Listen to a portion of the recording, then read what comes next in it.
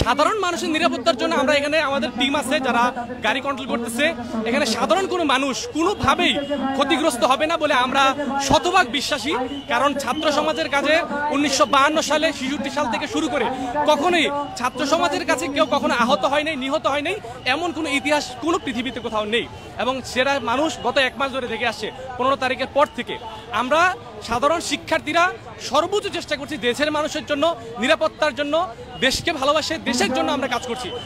আমি প্রাইভেট বিশ্ববিদ্যালয়ে পড়াশোনা করি, আমি কখনো বিসিএস দেবো না, আমি কোনো সরকারি চাকরি করার আমার কোনো ইচ্ছা নেই, কিন্তু দেশের জন্য এসেছি, দেশের জাতির জন্য এসেছি। আমিও দেশকে ভালোবাসি, দেশ আমার, দেশ সবার।